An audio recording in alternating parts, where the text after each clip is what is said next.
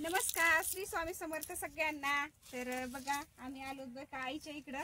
तर आईची सुगी म्हणाल का नाही, इकडे जास्तीत जास्त कापूस घेतला जाते बरं का। पहिलीच वेचणी आहे आणि सुगी आली का नाही, निसर्ग राजा पण कधी कधी ना शेतकऱ्याला हे करते बरं का। ज्यावेळेस शेतकऱ्याची सुगी येते ना त्यावेळेसच त्याला पावसाने हे करायचं असते। आमच्या इकडे म्हणाल तर एकदम सोयाबीन कापणीला आलं की हे झालं, पाऊस यायला चालू झाला।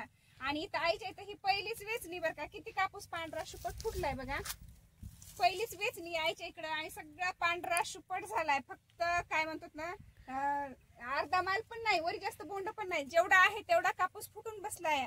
आणि पाऊस तर सारखंच चालू आहे, रात्री मुसळधार पाऊस पडला।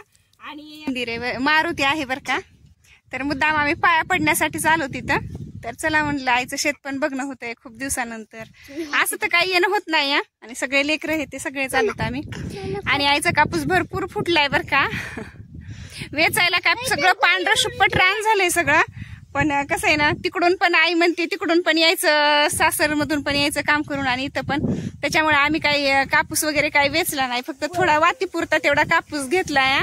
आणि इकडे बघा, इकडे पेरण्या पण झाल्यात बरं का। आमच्या इकडे आणखीन तर काही वापसा नाही, तर इथं पेरण्या झाल्यात। आईचं काही आईची नाही झाली आणखीन, कारण ओल भरपूर आहे त्याच्यामुळे। फक्त आता इथं आम्ही बसलो तिथं, हे आमच्या वहिनीचं शेत आहे, तर इथं हरभरं पेरले, तर चांगलं दिसायला हरभरं।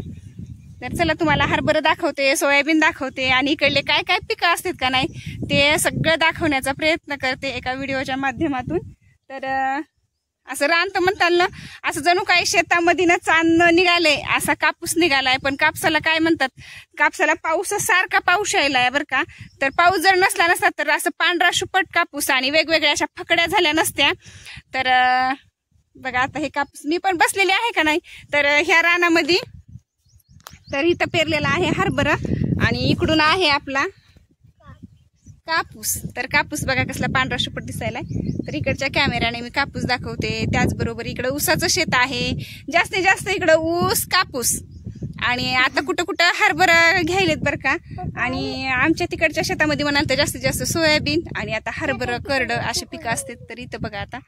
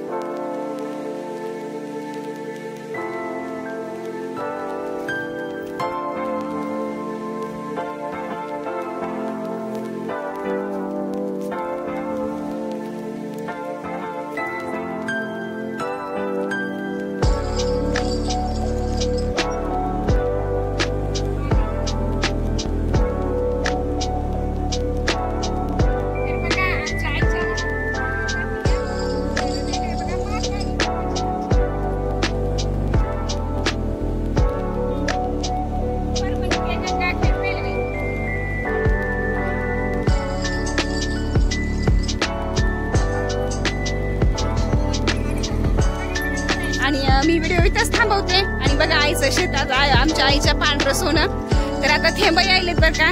तर चला व्हिडिओ थांबवते आणि आईच्या शेतातला हा व्हिडिओ कसा वाटला नक्की सगळ्यांनी कमेंटद्वारे सांगा, आणि व्हिडिओ पण कसा वाटला ते सगळ्यांनी सांगा।